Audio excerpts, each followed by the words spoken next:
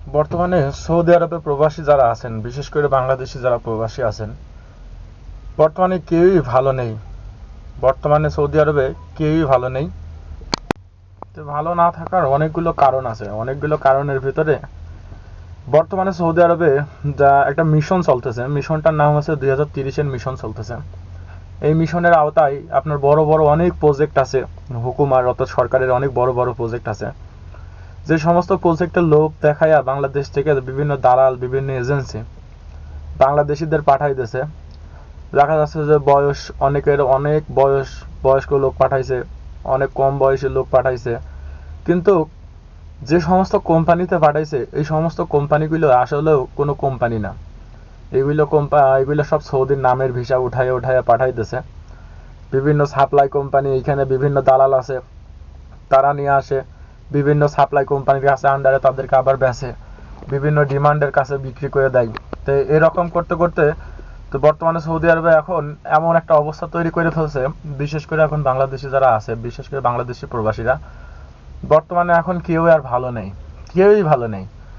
যার জন্য অনেক সমস্যা তৈরি হয়েছে। তো অনেক সমস্যা হওয়ার পিছনে সবচেয়ে বড় যে কারণটা, যেটা দায়ী, সেটা হচ্ছে বাংলাদেশ থেকে যে সমস্ত প্রবাসীরা আসে বর্তমান সৌদি আরবে, প্রত্যেকেই অদক্ষ ওয়ার্কার। কোনো দক্ষ ওয়ার্কার না, বা কোনো ক্যাটাগরিতে নির্দিষ্ট কোনো কাম জানা লোক না।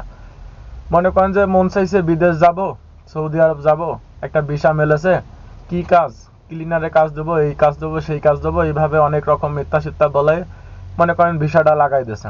অথচ ভিসার পেশা দিয়ে দেশে আপনাকে যে কাজ দেবে সেই কাজের পেশা না, ভিসার পেশাটা দেশে হয়তো লোড আনলোড, ক্লিনার, এইসব একটা পেশা দিয়ে আপনারা মনে করেন যে পাঠাই দিয়েছে। আর এই জায়গার থেকে ধরাটা করা যায় যে যে সমস্ত ভিসাগুলো দেশে, এইগুলো হচ্ছে আপনার সাপ্লাই কোম্পানি। সাপ্লাই বলতে কি, এদের কোনো কোম্পানি নাই। এগুলো মনে করেন যে আনবে, আনার পরে যদি কোনো জায়গায় কাজ মিলাইতে পারে তাহলে আপনাকে বেচবে, যদি কাজ না মিলাইতে পারে তাহলে আপনাকে আর মনে করেন যে কিছুই করবে না। তাই বর্তমানে এখন সৌদি আরবে যারা আসতেছেন সবই অদক্ষ ওয়ার্কার, কোনো কাজ না জানা, যার জন্য দালালরা এই সুযোগটা নেয়। আমি বলবো যারা আসতে চান বিদেশ আসেন, বিদেশ আসা কোনো দোষের কিছু না। বিদেশ আসেন, দক্ষ হয়ে বিদেশ আসেন, যে কোনো একটা সেক্টরে দক্ষ হয়ে আসেন।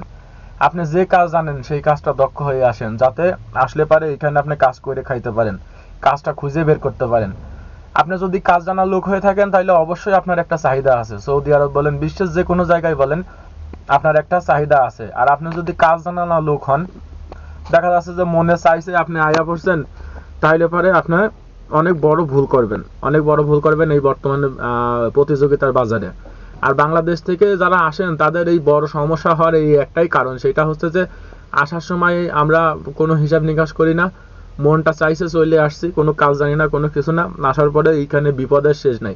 তো বর্তমানে সৌদি আরবে যে সমস্ত বাংলাদেশি প্রবাসীরা আছেন, সব থেকে বড় দুর্ভোগ এবং বড় ভোগান্তির শিকার হচ্ছে এই বাংলাদেশি প্রবাসীরা।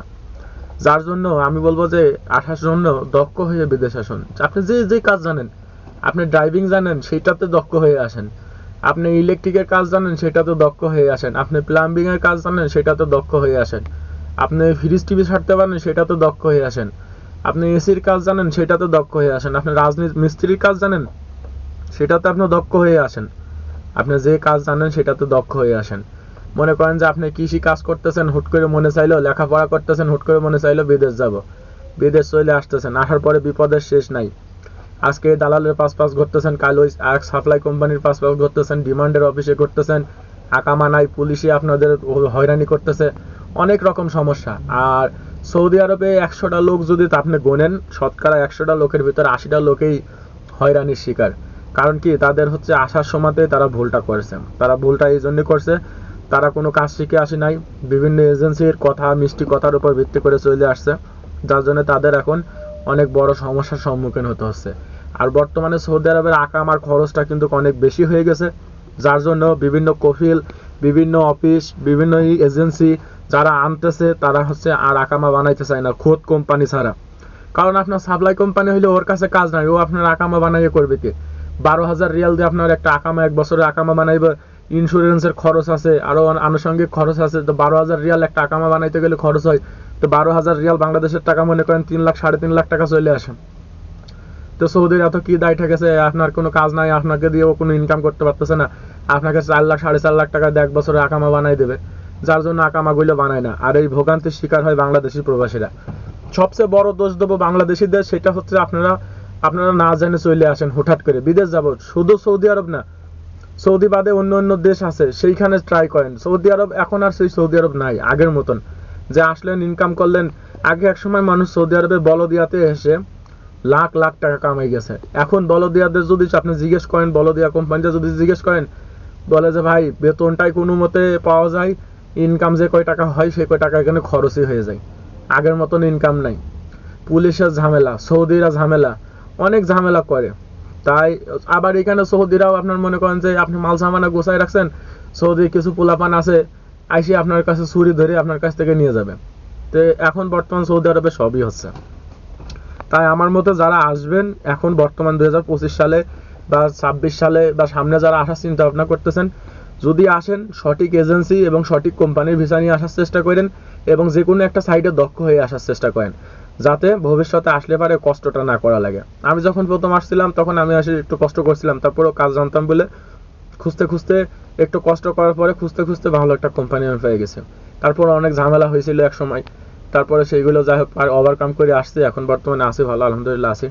তো যারা আসবেন একটু চিন্তা ভাবনা করে আসেন। আর বর্তমানে সৌদি আরবে প্রবাসীরা কেউই ভালো নাই।